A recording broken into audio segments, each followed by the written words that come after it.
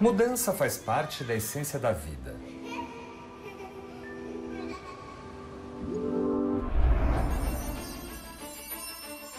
Mas na velocidade e na intensidade em que acontece nos dias de hoje, torna a nossa existência mais desafiadora. Seres humanos e tecnologia evoluem continuamente, transformando-se mutuamente. Hoje, esta relação se tornou simbiótica. Há benefícios e ameaças. O amanhã ainda pertence aos humanos? Quais serão os desafios e as possibilidades deste futuro já tão presente no nosso presente? Futuros humanos e humanos futuros. Tema desta série do Café Filosófico. O tempo voa. Como acompanhar essa rapidez com que as coisas se transformam e evoluem? Os nossos antepassados, até não muito distantes, nossos avós, por exemplo, tiveram uma outra percepção do tempo. Para eles, o futuro não seria muito diferente do passado. Essa já não é a nossa percepção, porque todo dia uma novidade aparece. Temos que aprender, ou ao menos conhecer, as tantas novas possibilidades tecnológicas, científicas que vão surgindo e se inserindo na nossa vida, mudando drasticamente os nossos hábitos e nosso jeito de viver. Mal damos conta do nosso tempo.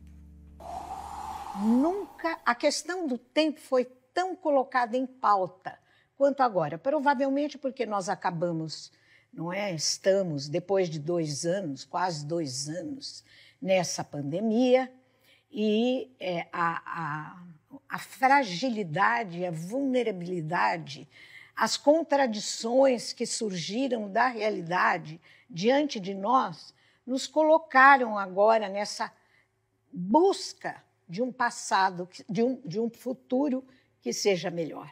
Eu fiz aqui um ato falho, porque eu acho que é impossível pensar o futuro sem que a gente repense também o passado.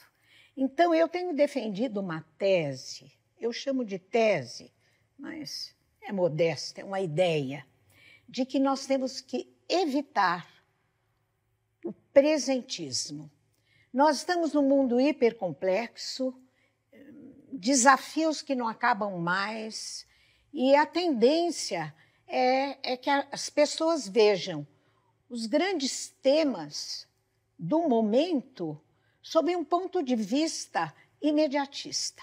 Temos que evitar isto, porque senão nós não seremos capazes de entender o próprio presente. Então, a ideia que eu defendo é que nós temos que recuar para melhor saltar. Uma espécie de genealogia do presente. Eu coloco essa genealogia na pós-modernidade. Nós estamos na pós-modernidade.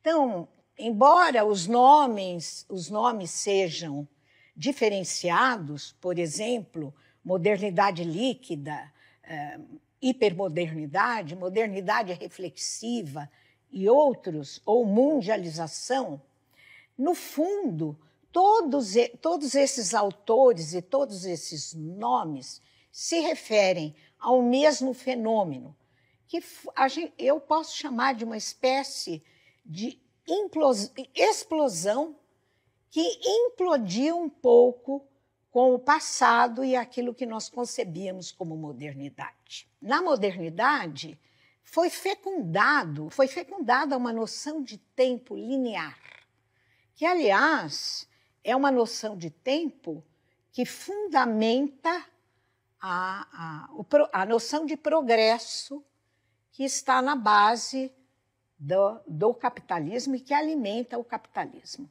A pós-modernidade significou uma ruptura com essa noção de tempo. O Otávio Paz, ele tem uma frase maravilhosa, não é esse escritor mexicano, poeta, frase maravilhosa que ele diz que toda civilização se define pela noção de tempo que ela tem. Então, na pós-modernidade, o que nós assistimos a uma visão labiríntica do tempo. O tempo como uma mistura de presente, passado e futuro, que funciona para nós como um labirinto no espaço, a partir da Revolução Digital. Tanto é que a explosão do mundo da pós-modernidade, ela coincide com a entrada do computador dentro das nossas casas. Isso já começou nos anos 80, quando os primeiros bancos de dados que traziam o passado remoto, simulações de futuro, tudo ao mesmo tempo. Então, nos colocou nesta condição nova, que é a condição que nós enfrentamos como, em termos temporais, aquela que nos coloca diante dos grandes desafios do nosso tempo. Então, do presente para o futuro. Então, se a gente toma a noção de Walter Benjamin, da história como o passado não é algo fixo e que está lá disponível para que a gente colha elementos do passado de maneira mais ou menos aleatória ou historiográfica. Segundo Benjamin, o passado importa quando ele relampeja num instante de perigo no presente. É isso que por isso que eu busquei o mundo digital e a pós-modernidade como esse passado que relampeja para nós hoje. E o instante de perigo são esses grandes desafios que eu vou trabalhar com vocês de maneira breve, mas tentando fecundar a ideia, não é, de que nós estamos diante da necessidade de construir o futuro a partir de um pensamento aprofundado, de uma reflexão sobre os desafios que o presente nos apresenta. Eu separei 4 grandes temas, não é, que vou desenvolver gradativamente nesse tempo, né? A palavra tempo volta toda hora, nesse tempo que nos é dado para conversar. O primeiro deles, a inteligência artificial, o segundo, redes digitais, o terceiro, a datificação da vida, do eu, do conhecimento, etc. E o quarto, o antropoceno. Eu começo por um grande tema que está sendo mencionado, aparece em revista, aparece em livros de intelectuais e estudiosos, aparece na internet, por todo lado, é inteligência artificial. Eu creio que, se a gente não procura se informar sobre o tema, nós acabamos caindo numa visão sensacionalista da inteligência artificial. Essa visão que é apresentada nos filmes de Hollywood.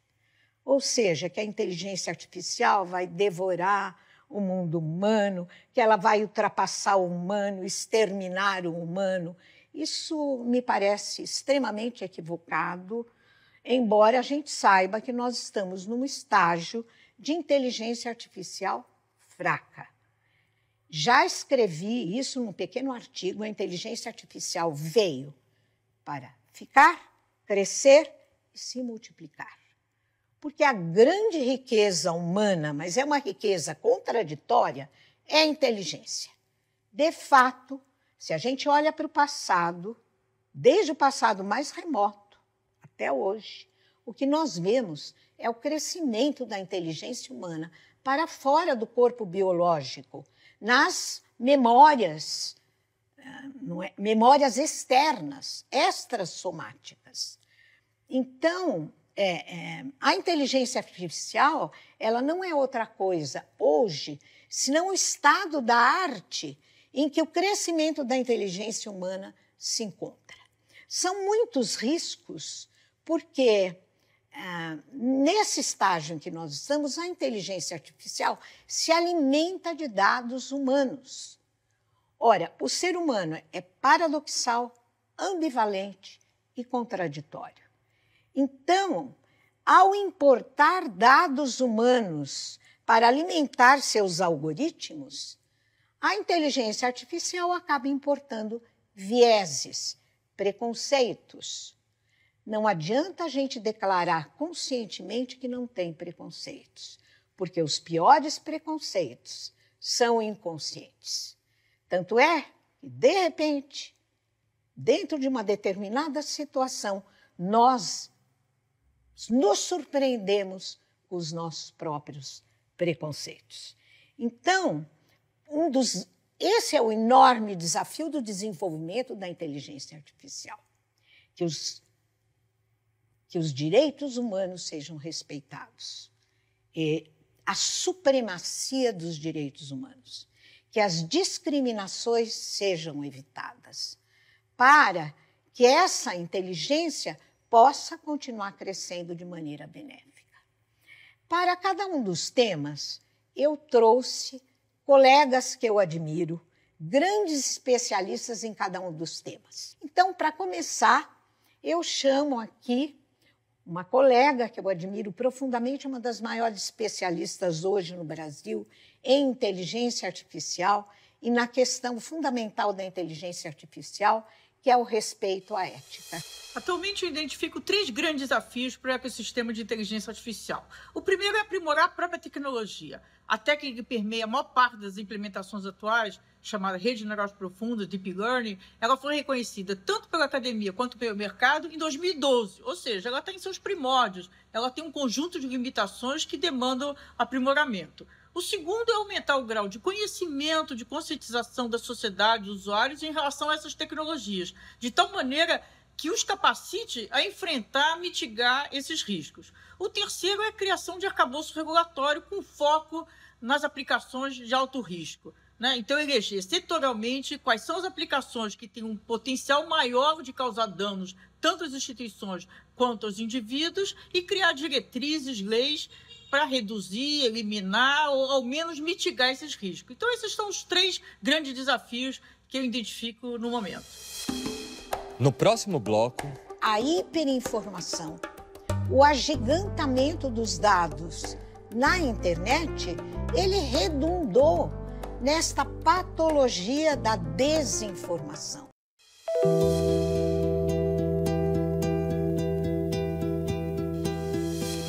São as nossas decisões de hoje que moldam o futuro do desenvolvimento tecnológico. A inteligência artificial é criada por nós humanos e será tão melhor, tão inteligente e ética na medida em que exigirmos que ela seja. Por isso, se faz tão importante que a sociedade se conscientize dos riscos, para aprimorar a própria tecnologia e criar leis regulatórias.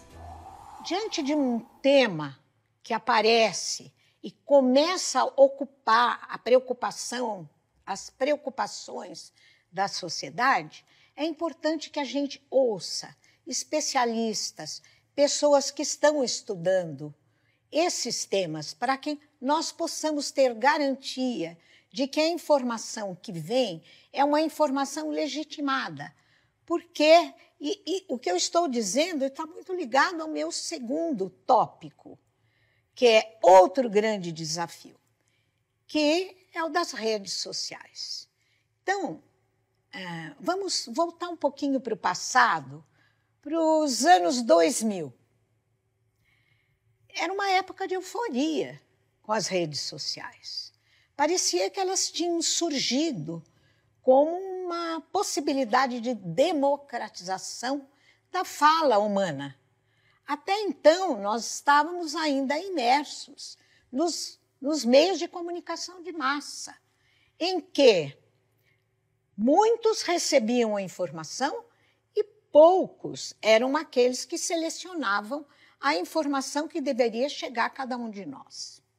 Ora, com a internet, com as redes digitais, parecia que o sonho humano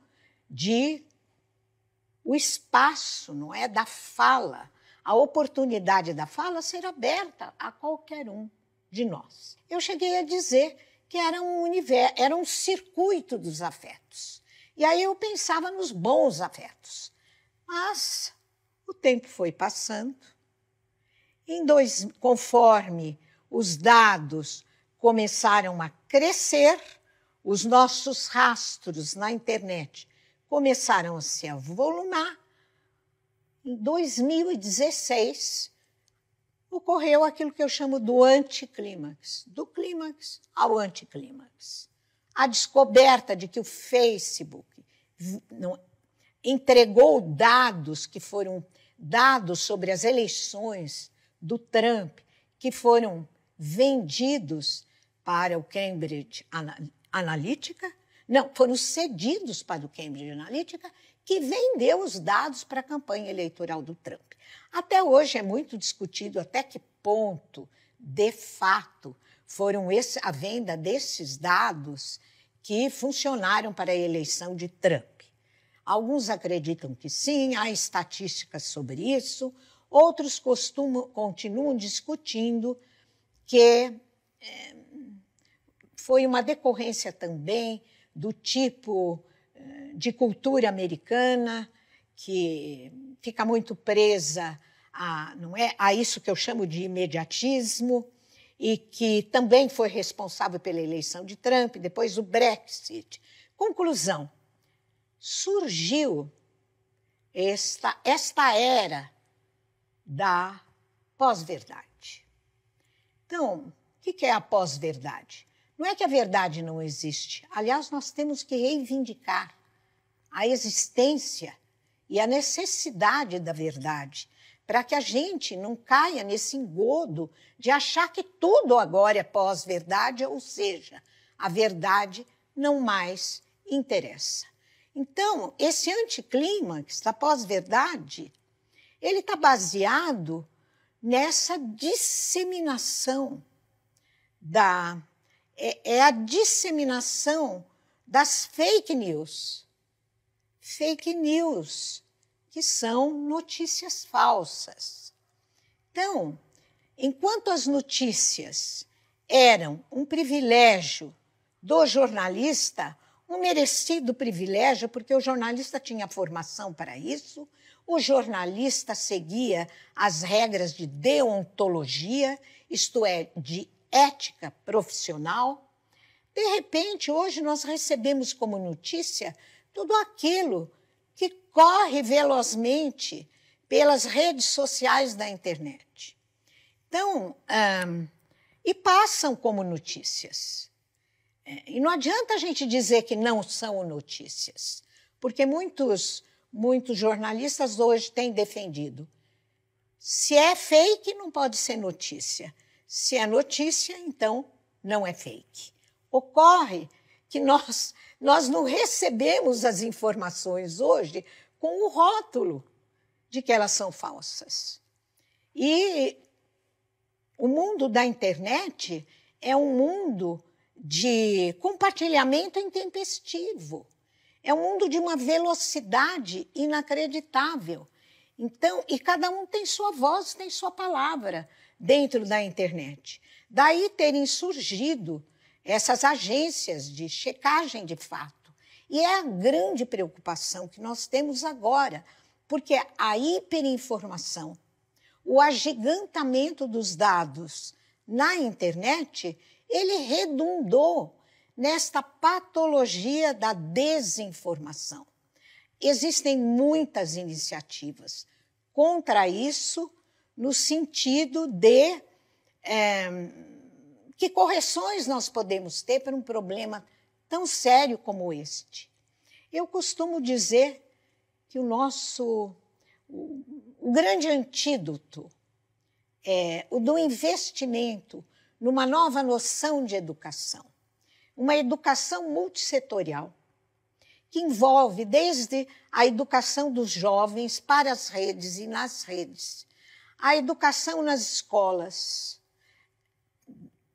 educação nas redes. Tem que haver uma disciplina específica sobre isso, para que a criança, desde muito cedo, se conscientize de que a responsabilidade que nós devemos assumir diante daquilo que nós postamos em cada minuto e aquilo nas redes e aquilo que nós compartilhamos.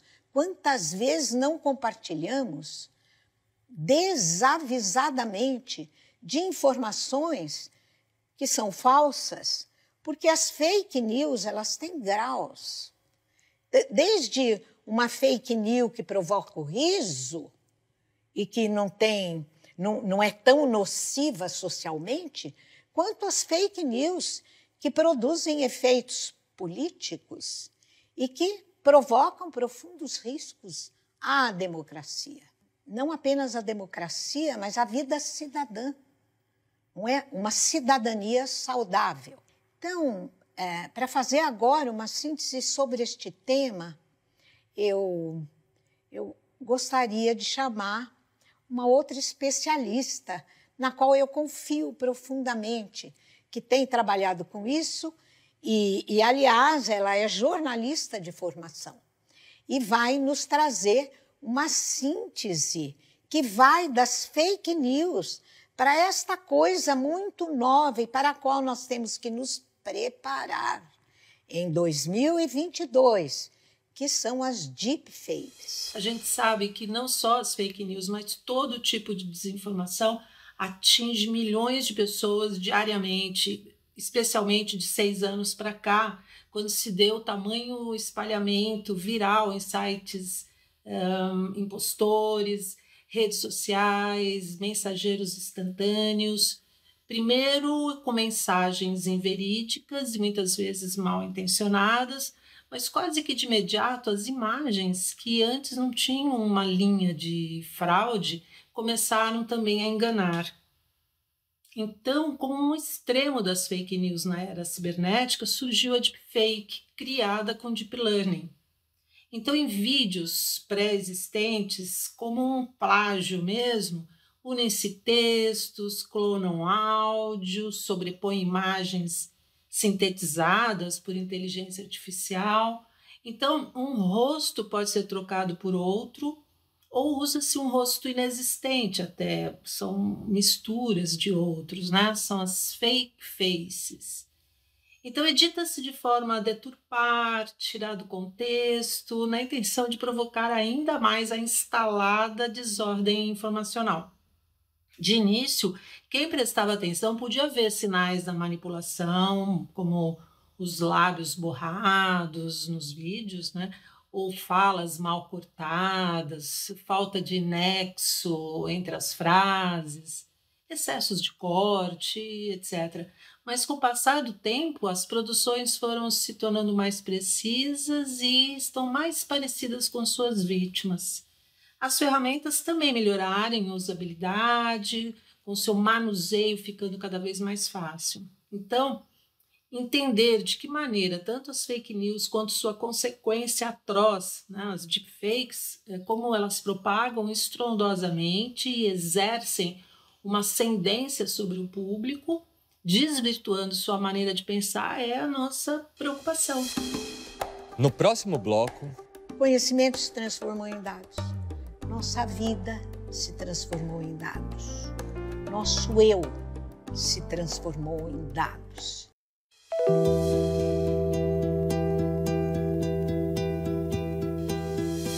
Enquanto o foco das atenções, desde o advento do ciberespaço e da cibercultura, tenha se dirigido e continue se dirigindo para os efeitos sociais, políticos e agora também econômicos do universo digital, sem de modo algum minimizar a importância de tais atenções, costumo lançar sinais de alerta para aquilo que, infelizmente, parece se constituir no ponto cego das retinas, a saber, as linguagens que correm pelas veias do ciberespaço e da cibercultura.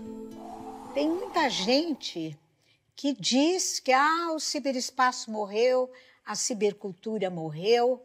Isso é um equívoco. A cibercultura continua viva. E o ciberespaço, onde nós estamos agora, neste momento, eu falando com vocês, vocês nas suas casas, me ouvindo, onde nós estamos? No ciberespaço. O ciberespaço foi ficando cada vez mais complexo, cada vez mais hipertrofiado. Ele é um espaço hoje gigantesco de dados. E dentro dele é inseminada aquilo que nós chamamos de cibercultura. A cultura é inseparável das novas tecnologias que vão aparecendo, que o ser humano vai criando através do desenvolvimento da sua história. Então, nós tivemos as tecnologias no século XIX, que eram tecnologias, a fotografia, o telégrafo, e que criaram a era da reprodutibilidade técnica, logo depois seguida pelo cinema. Daí vieram reprodutibilidade técnica feita de linguagens. Depois veio o rádio, a televisão, que é a cultura da difusão, seguida pela cultura das mídias, dos gadgets. Então, quando a gente ia para as videolocadoras, o controle remoto, o Walkman, etc., que prepararam o advento da cultura digital, ou seja, do universo digital, no qual nós estamos agora mergulhados, pelo menos gradativamente, cada vez mais intensamente e profundamente, desde os anos 80. O que é importante aqui é, dentro da cibercultura e do ciberespaço, nós passamos da digitalização à primeira era da internet. Por isso que eu digo, nós estamos na segunda era da internet. As empresas sabem disso e estão correndo para poder realizar a transformação digital. E nelas, não é, para essa transformação digital, a inteligência artificial vem ocupando um papel extremamente relevante. Então, a segunda era da internet é a era da datificação. O que significa isso? O que é o Big Data? É esse universo de um gigantismo, oceanos de dados que hoje constituem o mundo da internet. E eles crescem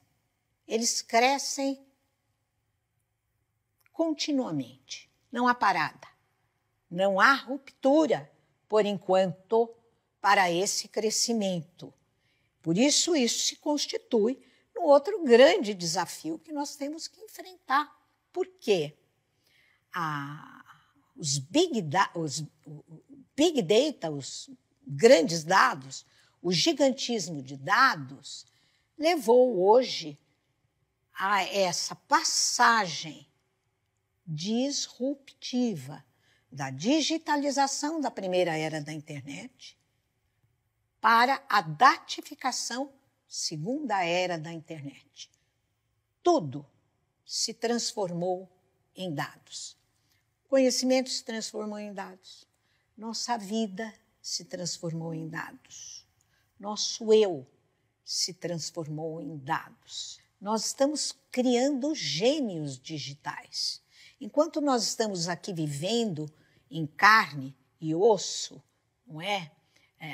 Aquilo que é chamado a vida real, suores e lágrimas, e também contentamentos, nós estamos cedendo nossos dados cada vez que nós clicamos na internet.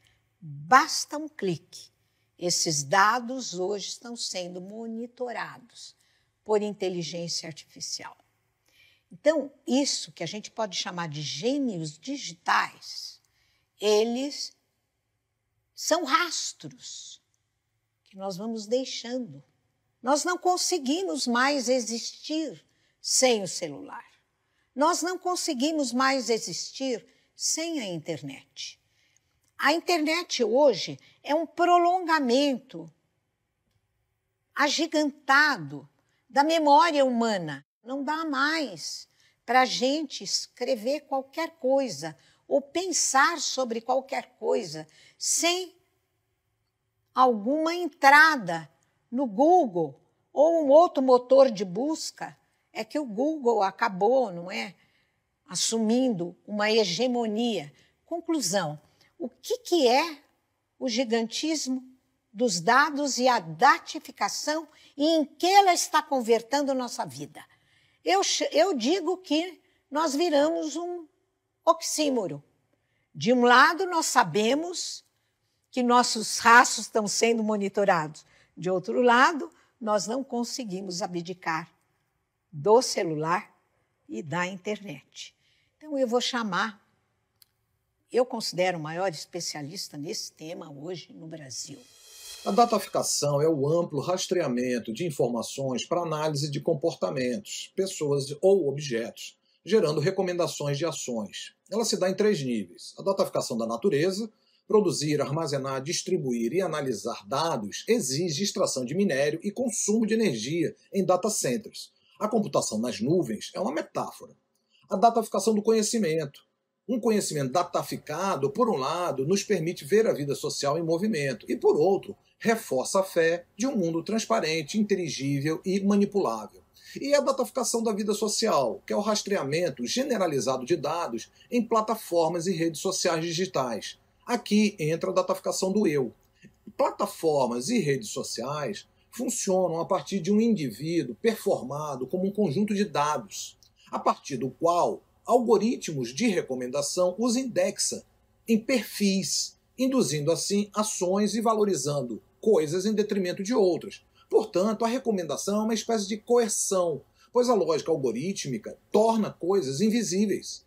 Ela não recomenda apenas, ela induz. Os processos de dataficação produzem, material e discursivamente, as categorias pessoais e psicológicas que serão não só atribuídas aos indivíduos, como serão naturalizadas por eles. Somos muitas coisas, mas somos pragmaticamente os dados. Se somos dados, que dados são coletados? Por que desse e de outra ou não de outra maneira? Por quem?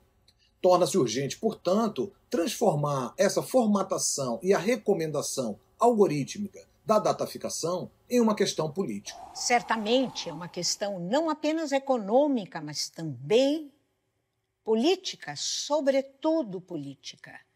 Por quê? Vocês estão vendo que a Dora, a Magali e agora o André vem colocando uma ênfase na urgência. Nós temos que encontrar caminhos para que esses grandes problemas encontrem modos de superação. Os problemas existem. Para que a inteligência benigna humana entre no jogo e consiga abrir caminhos.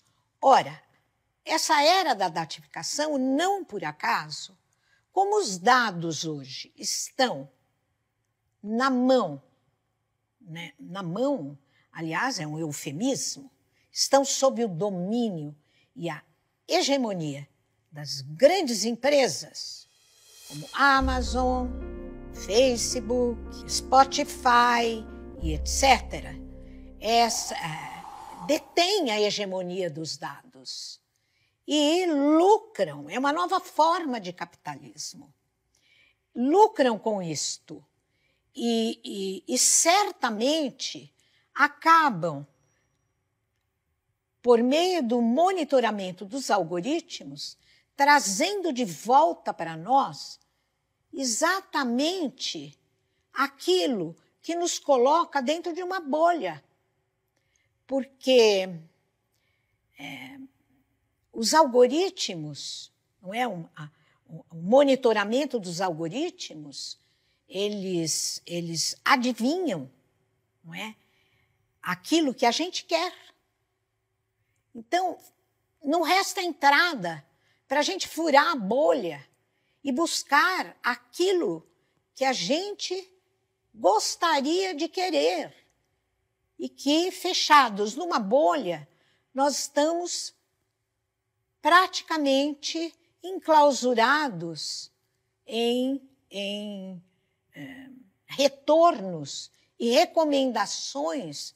Por exemplo, no Netflix, ele manda para mim recomendações daquilo que ele acha que são minhas preferências, as suas, a de outro usuário.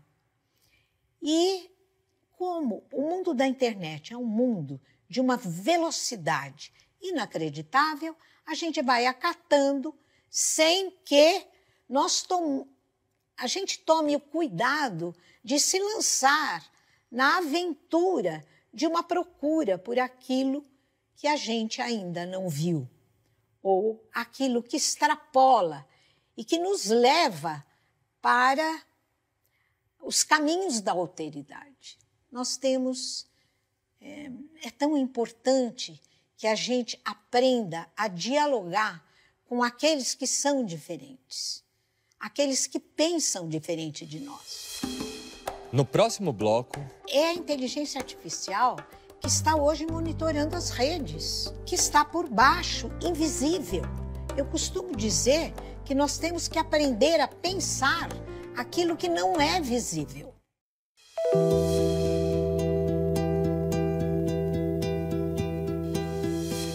Quase toda a produção de conhecimento digitalizada, passamos para a segunda era da internet, em que tudo se transformou em dados, a era da datificação.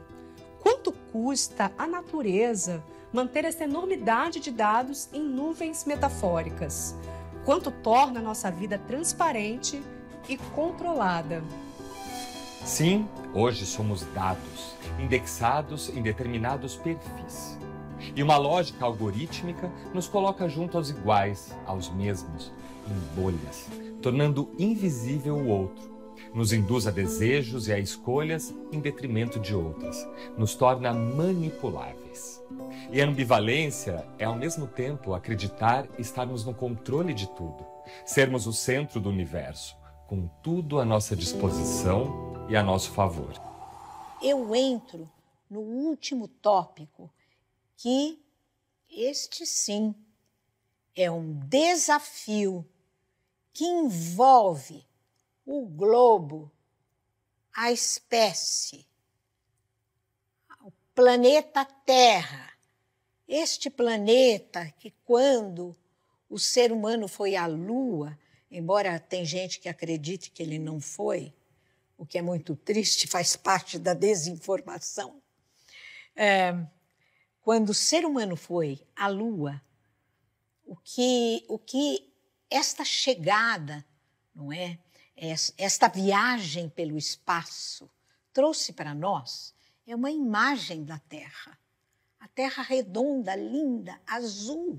Naquele momento mudou a nossa posição diante da Terra. Se antes nós considerávamos a Terra como nossa mãe, com aquela imagem que produziu em nós uma imensa ternura por este solo no qual nós pisamos, da onde nós tiramos o nosso alimento. Este planeta está em risco. E está em risco por quê? Uma nova era geológica que tem recebido o nome de antropoceno. Tem alguns autores que acreditam que nós devemos chamar de capitaloceno, ou seja, é a era daquilo a que o desenvolvimento desenfreado do capitalismo nos levou.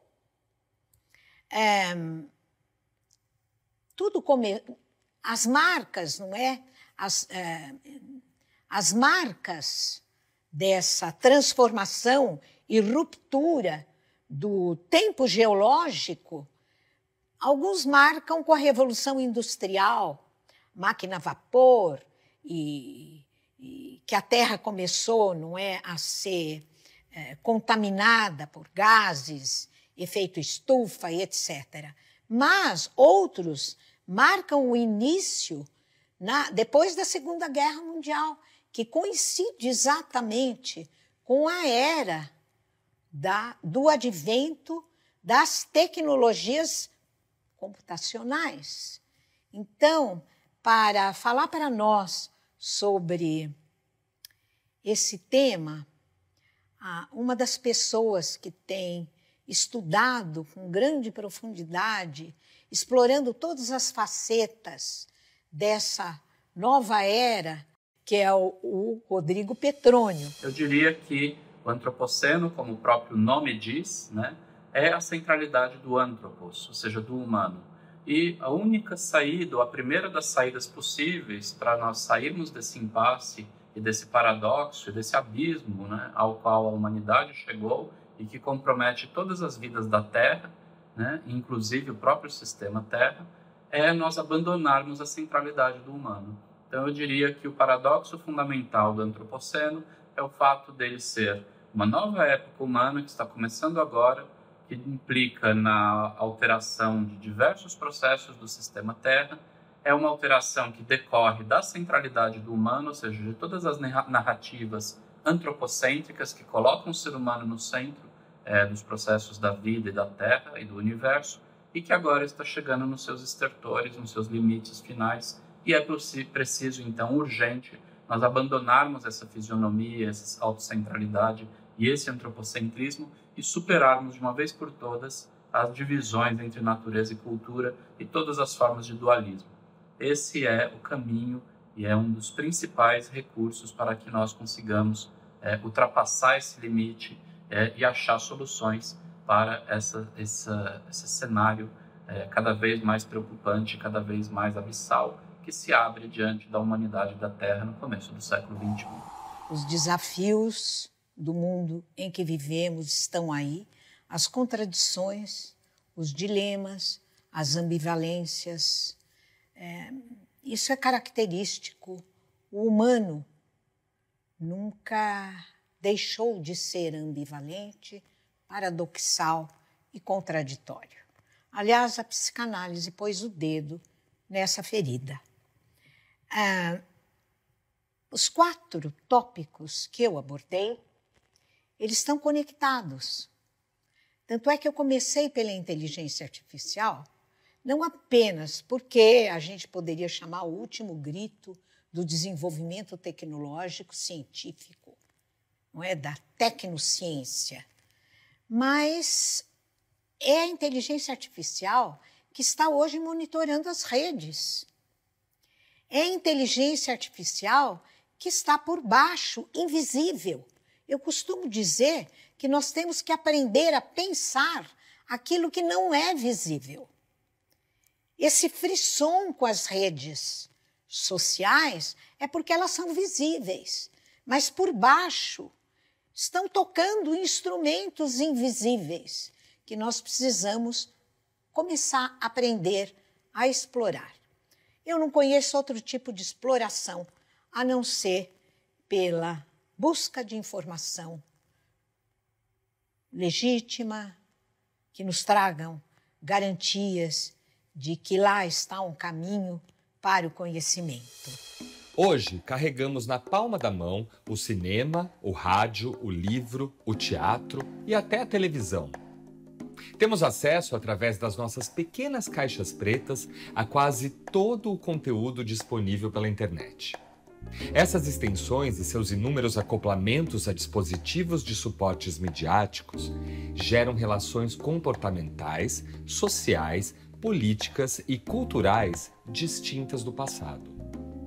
Diante da diversidade de opções que se descortinam, está se dispersando a cena televisiva tradicional, de um entretenimento restrito a uma tela, cuja audiência estava limitada pelo tempo, lugar e conteúdo. Tanto é assim que hoje programas de televisão podem ser vistos em carros e nas minúsculas telas dos celulares, o que nos permite concluir que aquilo que costumávamos chamar de televisão adquiriu um caráter nômade, tanto quanto é nômade o nosso celular e nós mesmos. Navegantes nômades em um oceano sem margens, no qual o logos cede ao hiperlog dos contínuos logins. Mais reflexões no site e Facebook do Instituto CPFL e no canal do Café Filosófico no YouTube. Hoje nós somos navegantes, surfadores de arquiteturas líquidas de linguagem. A multiplicidade de linguagens com as quais nós estamos convivendo, as quais nós estamos dialogando, aprendendo. E agora a porta que se abre é a do metaverso.